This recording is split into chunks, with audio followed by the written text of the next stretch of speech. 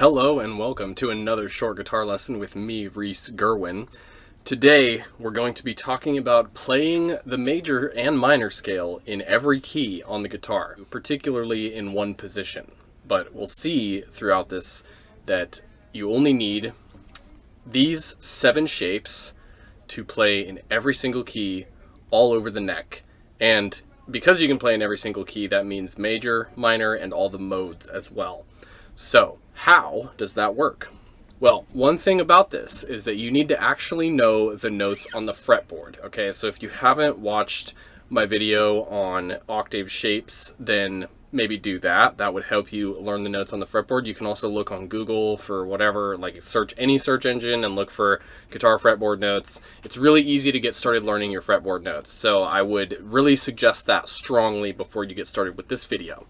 So, assuming you've done that, we are going to be today in 4th position. So go ahead and slap that first finger on the 4th fret of the guitar. So my index finger is on the 4th fret in 4th position. And now we have these charts. So guess what? This is free.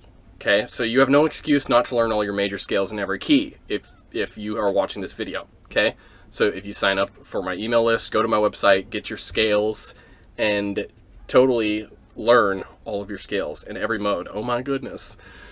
So let's get started with this chart right here. I'm just going to go in order from pointer, middle, pinky, pointer, middle, pinky, and then one more pointer. So we're going to go left to right, top to bottom. Okay, just in order.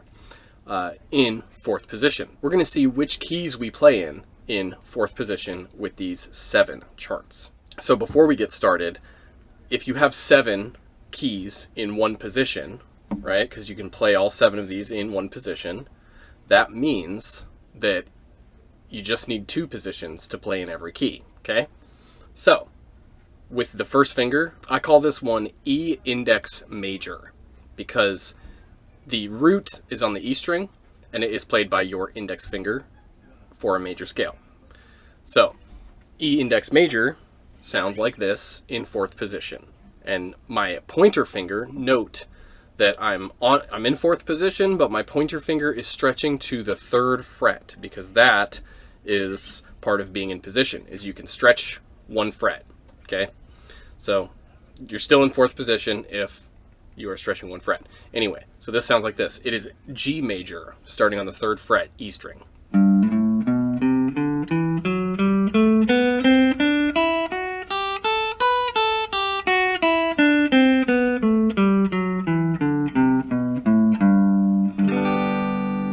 Beautiful. So now I'm going to go to this one. So we're moving to our middle. So we have E middle major because I'm playing the major. Or you can probably see root of minor means that's where the minor scale is. Okay, different video.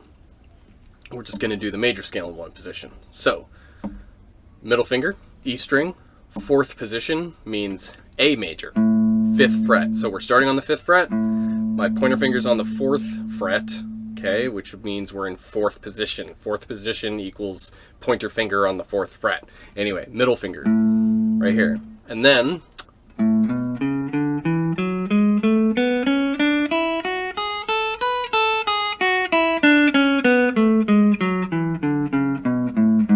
nice and easy, okay?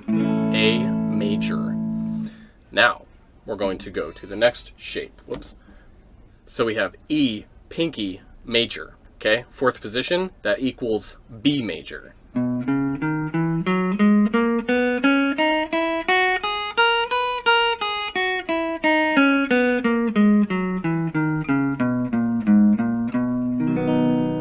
B major.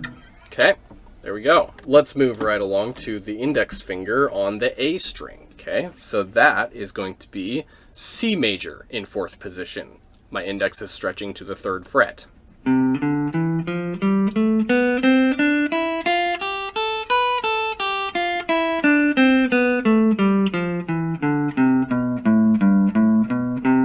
There you go. C major in 4th position. Now we have 4th position D major. All right, so fourth position, middle finger on the 5th fret, D.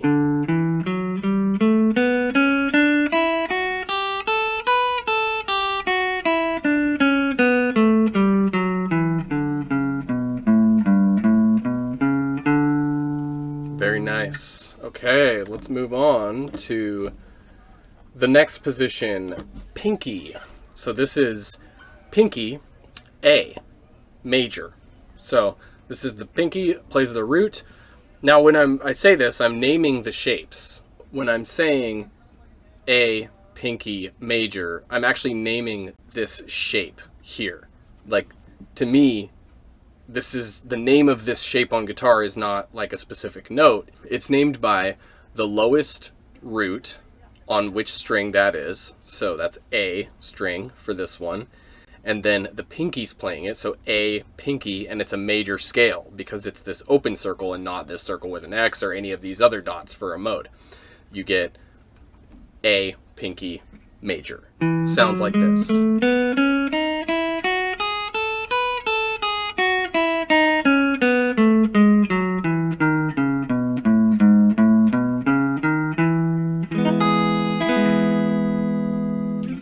Our next shape is pointer on the D string. It's kind of the oddball out, and there's a couple different ways you can finger this one. You can shift the chart 1 fret to the right. So instead of doing a pinky stretch, so if we're in 4th position, we have G flat major right here. So we got pinky stretched.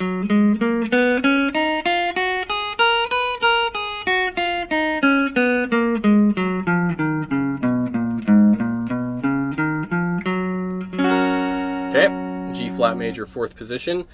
So if you shift all those dots 1 position to, or 1 fret to the left, you will actually get this fingering. It will change your scale in 4th position to F major.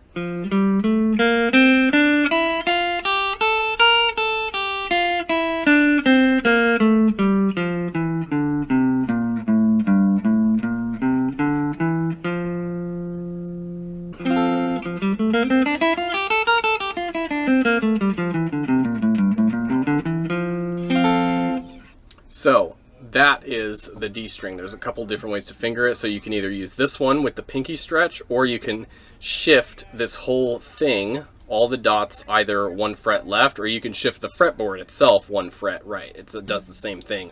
Your 1 becomes 1S, and instead of 3 and 4 being kind of the dominant finger, you get 2 and 3, and then your pinky kind of normally plays these two instead of stretching from the ring finger to the pinky.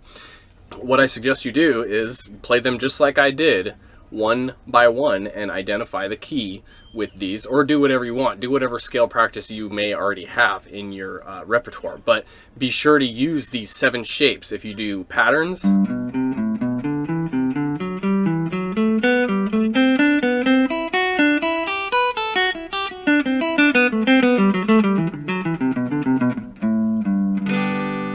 patterns like that, or any kind of pattern, you should put it in all of these shapes so that you can further develop your vocabulary and you can learn every single key in 1 or 2 positions. So the reason you need 2 positions is because you can actually come up with fingerings for 1 position, but the fingerings are kind of weird and they don't make a whole lot of sense for most players. So even some of these 7, even some players would be like, I don't really like that fingering.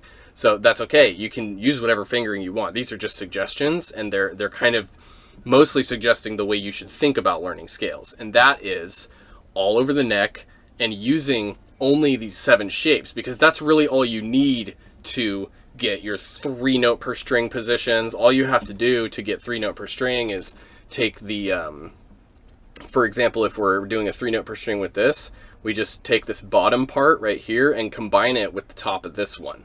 Because in order to play through these up the neck, you go in reverse. So you'll start on any of them, but you'll read right to left, bottom to top. So if you start here, you'll go here, here, here, here, here, here, here, here, here. And that's how you'll be moving up the neck. Okay, so you should try that too. I'm going to do a video on it, Anyway, that's the lesson for today because it is a short guitar lesson.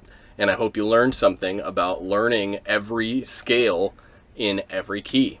Thank you for watching. Check out my website and check out my store. I'm working on a complete book of all of these diagrams and arpeggios and chords and all kinds of stuff. So it's not done yet, but you can get portions of it right now.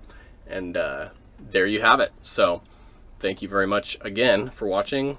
Don't forget to like and subscribe. Have a good day.